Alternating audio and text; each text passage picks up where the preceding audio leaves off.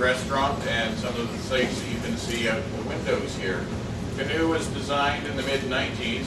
The owners of Canoe were inspired by a group of 7 paintings and wanted to create that type of feel that you see when from these paintings. So there's a lot of paneling using heavy pine and a darker stain, as well as over in the dining area there's a 1-ton piece of granite they brought down from the French River. So that gives you kind of that sense of being in the great outdoors while enjoying some of the city's finest cuisine. Canoe is the 2nd highest restaurant in the city. There's one in the building over on the right there that also claims to have a good view as well. Now, people who come to Canoe, they're here, of course, to meet their friends Jose Cuervo and John Walker, but there's also an excellent view south here. Unfortunately, there's a bit of a mist today, so you don't really get to see too much of the Niagara Peninsula, and the American shore is completely obscured. However, there's a good view here of the Toronto Islands. Many of you, of course, know that the Toronto Islands weren't always islands.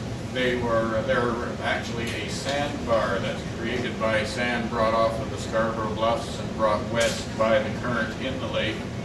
Now you hear on the media about how we were getting some pretty serious storms in the first decade of the 21st century. Well, in spring of 1858, Toronto was hit with a doozy.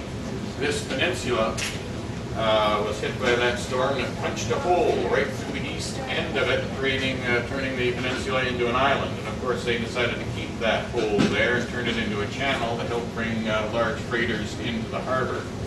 Toronto really does enjoy and love its waterfront so much that it keeps putting earth into it so they can get closer to the lake.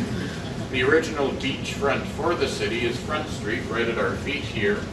By 1914, the harbor had been filled in to the extent just a few meters south of the Gardiner Expressway. And then by the late 20s, well, you can see where the Queens Quay Terminal is. That shows the extent of filling in the harbor. At the end, after the Second World War, well, we still got a city that you need to build. We've got construction of other tall buildings as well as the subway system. So where did all that waste go? All of the earth dug out of the ground and construction waste, it went into something called the Leslie Street Spit.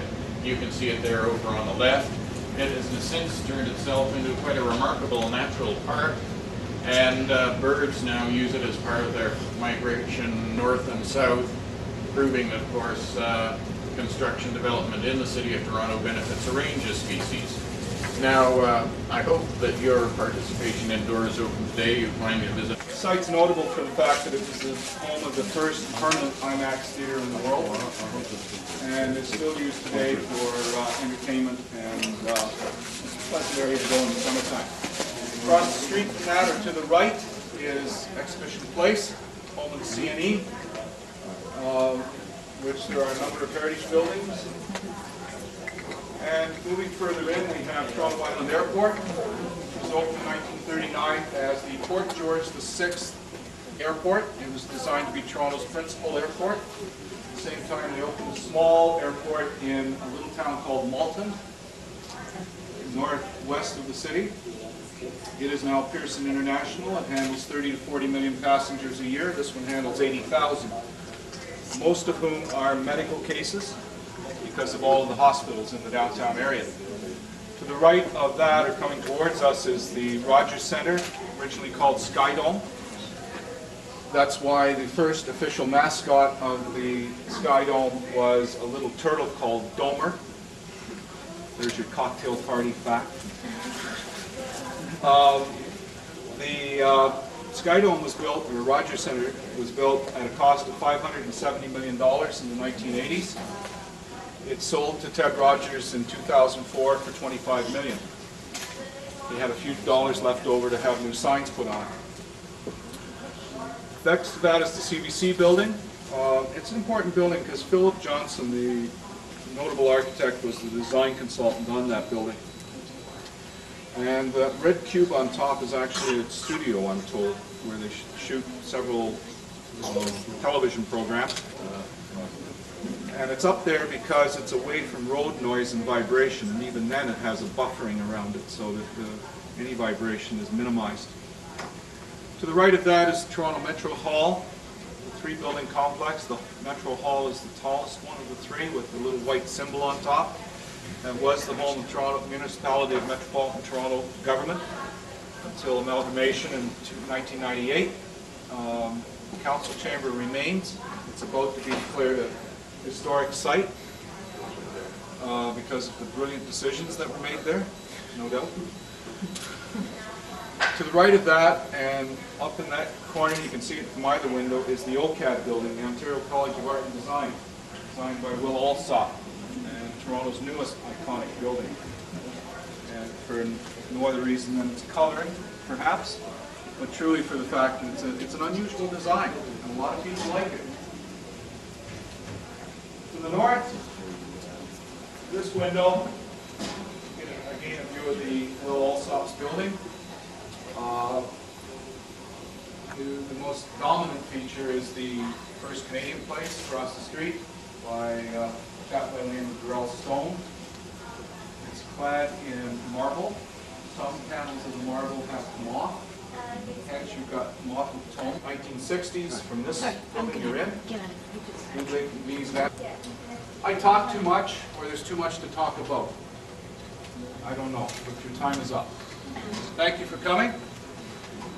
And you're on to your next stop.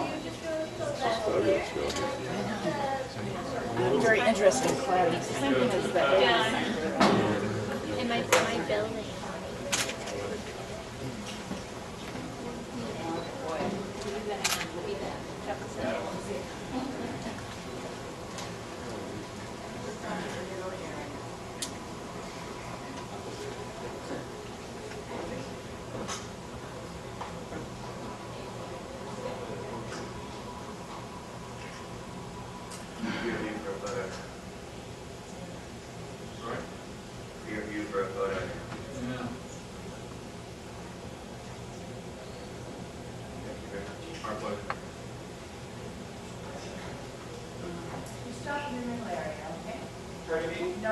Doing it pretty much for the money, worked on magazines, that kind of thing.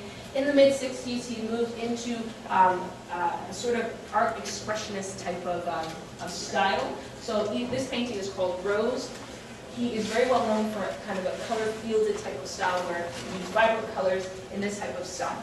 That's Jack Bush. This is the painting Rose. But I don't know if you remember, but in the major boardroom, there was a huge painting, kind of a whitish-looking with the blue undertones. That painting is by Landon Mackenzie. She was originally part of the Emily Carr Institute of Art. She was an associate professor there. And she created that painting in a part of a series that was called Tracking Athabasca, Winter Roads, Diamond Mines. And she created that series. For that reason, we have one of the largest Inuit art collections in Canada.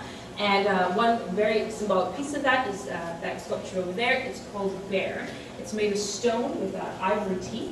The artist's name is Pautasawa, and it's very much representative of the type of Inuit art we have. The permanent residence of our art collection is the TV Waterhouse Building, 77 Wellington. There's a gallery there. It's open 365 days of the year to the public, and it's free. I will let you know that, though, that there's a great portion of that art collection that is actually on tour right now. Last year was our 150th anniversary, and part of the celebrations, we took the collection on tour.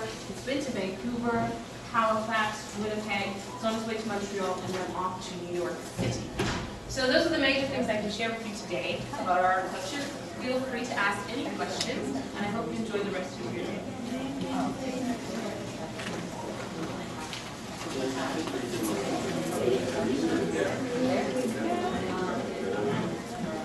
Yeah, well, actually, no, this is Alan over here would know. His name is around, and we'll be moving shortly, okay?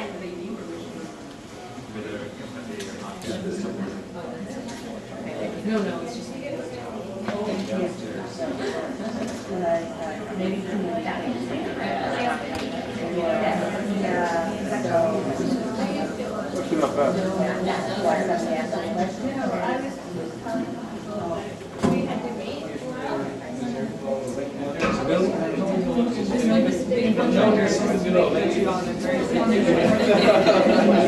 You know,